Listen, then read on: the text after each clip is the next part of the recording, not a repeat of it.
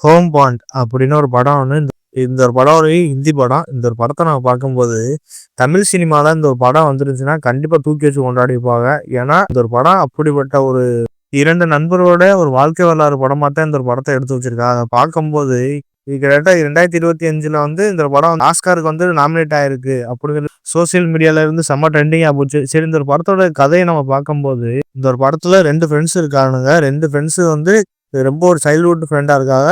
சோயப் இன்னொன்னு சேத்தான், ஒரு 2 பேரும் ரொம்ப ஒரு க்ளோஸான ஃப்ரெண்டா இருக்காங்க. ஆனா மதம் ஒரு மதத்துல வந்து வேற வேற மதமா இருக்காங்க. மதமா இருக்கிறனால அவங்களுக்கு வந்து தீண்டாமை, ஜாதி இந்த மாதிரி அடக்குமுறையில இருந்து ஒரு மதத்துல வாழ்ந்துகிட்டு இருக்காங்க. வாழ்ந்துகிட்டு இருக்கும்போது 2 பேருக்குமே ஒரு சின்ன வயசுல ஒரு கனவு ஒன்று இருக்கு. 2 பேருமே ஒரு பக்கத்துல வந்து ஒரு போலீஸ்ல வந்து ஒரு கான்ஸ்டபிள் ஆச்சு நம்ம ஆகணும் அப்படி சொல்லிவிட்டு ஒரு பக்கத்துல வந்து அவங்களுக்கு ஒரு வெறித்தனமான ஒரு ஆசை ஒன்று இருக்கு. அது சந்தோஷமா ஒரு பக்கத்துல இருக்காங்க. நம்ம சேத்தனுக்கு ஒரு பாதத்துல குடும்ப சூழ்நிலை, அவங்க ஒரு பாதத்துல வந்து சாதி ரீதியான பிரச்சனைலாம் ஒரு பாதத்துல சந்திக்கிறாங்க. அதுக்கப்புறம் நம்ம சோயப் ஒரு பாதத்துல வந்து அப்பாவுக்கு முடியாம ஒரு பக்கத்துல காசு இருக்காது. அதனால அவர் ஒரு பாதத்துல வந்து சரி நம்ம எப்படியாச்சும் போலீஸ் ஒரு பாதத்துல வாங்கணும் அப்படின்னு ஒரு பாதத்துல நினைக்கிறேன். அப்ப நினைக்க போகும்போது 2 பேருக்கும் ஒரு பாதத்துல வந்து ஒரு ரிசல்ட் ஒன்று வருது.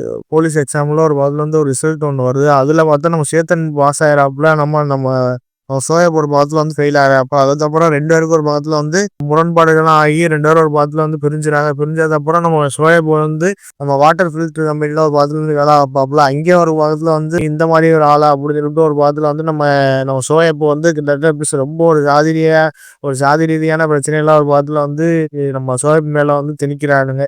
இதை பார்த்தா சோயப் வந்து கிட்டத்தட்ட எப்படி சொல்ற, நம்ம அப்பாவுக்காண்டிதான் நம்ம ஒரு பாதத்துல வந்து வேலை பார்க்குற மாதிரி தான் இருக்கு. நமக்குள்ள கனவே போலீஸா இருந்தா ஒரு கனவு, அதெல்லாம் நம்ம விட்டுட்டு இவங்களுக்கு வந்து ரொம்ப ஒரு அடிமையா வேலை பார்க்குற மாதிரி அவர் பாதத்துல பார்த்துக்கிட்டு இருப்பாப்புல.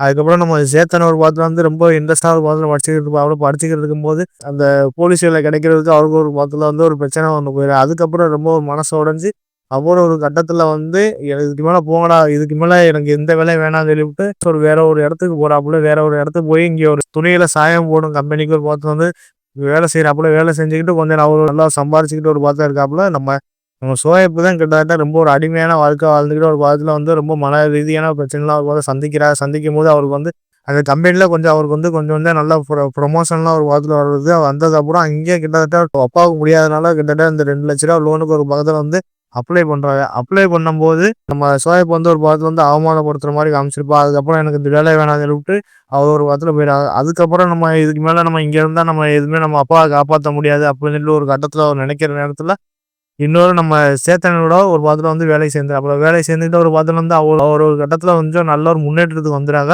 முன்னேற்றத்துக்கு வந்தது அப்புறம் ஒரு ஊரடங்கு ஒன்று வருது, கொரோனா.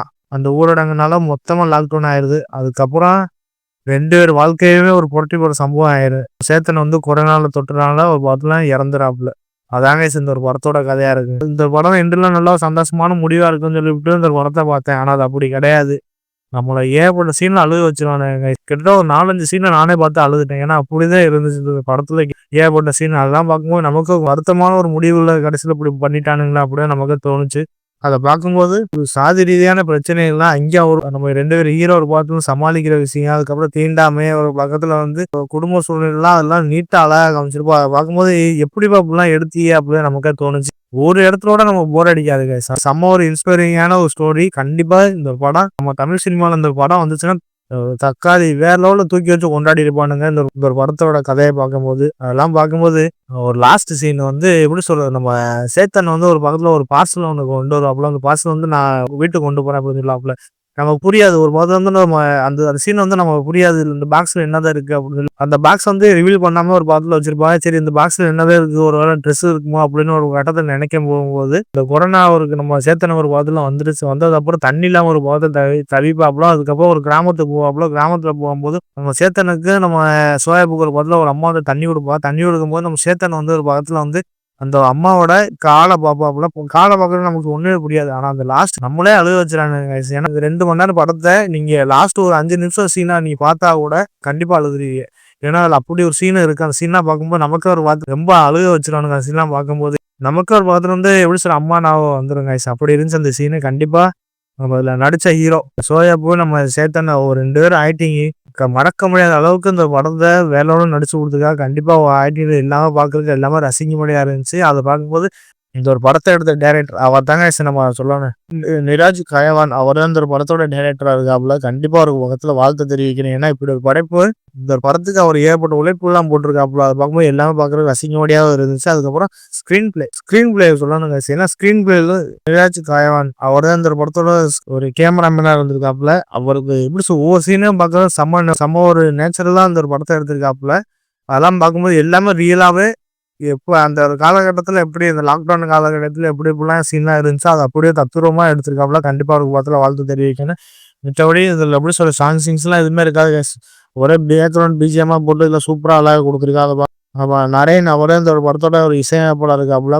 இசையமைப்பாளர் பாட்டுலாம் கிடையாமல் பேக்ரவுண்ட் ஸ்கோரில் ஒரு பேக்ரவுண்ட் பிஜிஎம் போட்டு அழகாக நீட்டாக நம்மளை அழுக வச்சு கொண்டு வரதாப்புல. படம் நெட்ஃப்ளிக்ஸில் அவைலபிளாக இருக்குது. மெயினாக தமிழில் இல்லை, ஒன்லி ஹிந்தியில் தான் இருக்குது, சப்டைட்டிலோட இருக்குது. கண்டிப்பாக இந்த ஒரு படம் ஃபேமிலியோட தாராளமாக உட்காந்து பார்க்கலாங்க. ஆனால் படம் பார்க்கறதுக்கு இந்த ஒரு படம் ஹிந்தி படம் அப்படின்னு சொல்லிட்டு நம்ம நினைக்க வேணாம். ஃபுல்லாக நமக்கு எல்லாமே புரியும். கண்டிப்பாக இந்த ஒரு படத்தை மிஸ் பண்ணாதீங்க guys.